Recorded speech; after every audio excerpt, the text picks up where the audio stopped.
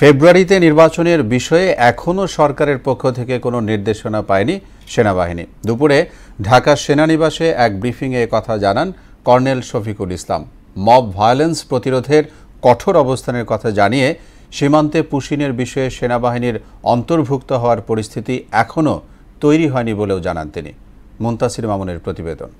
এ পর্যন্ত সর্বমোট ৯,৬৬৭টি দেশে আইন শৃঙ্খলা রক্ষা এবং সমসাময়িক বিষয়ে সেনাবাহিনী কার্যক্রম তুলে ধরতেই এ সংবাদ সম্মেলন। ঢাকা সেনানিবাসে আয়োজিত ব্রিফিংয়ে কথা বলেন কর্নেল শফিকুল ইসলাম। গত ৩ সপ্তাহে সেনাবাহিনীর অভিযানে বিপুল পরিমাণ অস্ত্র ও গোলাবারুদ উদ্ধারের পাশাপাশি ১৩,০০০-এরও বেশি অপরাধীকে গ্রেফতার করার কথাও জানান তিনি।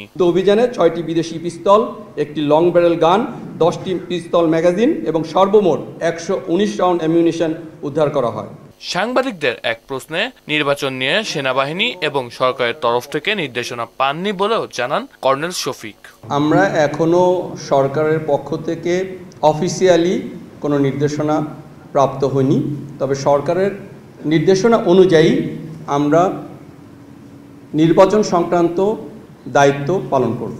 ভারত ও মিয়ানমার থেকে পুশিন ইস্যুতে সেনাবাহিনী জড়িত হওয়ার পরিস্থিতি তৈরি হয়নি বলেও জানান তিনি। সেনাবাহিনী অন্তর্ভুক্ত হওয়ার মতো বিষয় এখনো অনুভূত হয়নি বলে সেনাবাহিনী আপাতত এই বিষয়ে বিজিবি এবং কোস্টগার্ড এই বিষয়টি নিয়ে কাজ করছে। শফিকুল ইসলাম বলেন, মব ভায়োলেন্স ও জনদুর্ভোগ সৃষ্টিকারী কর্মকাণ্ডের বিরুদ্ধে কঠোর অবস্থানে রয়েছে সেনাবাহিনী।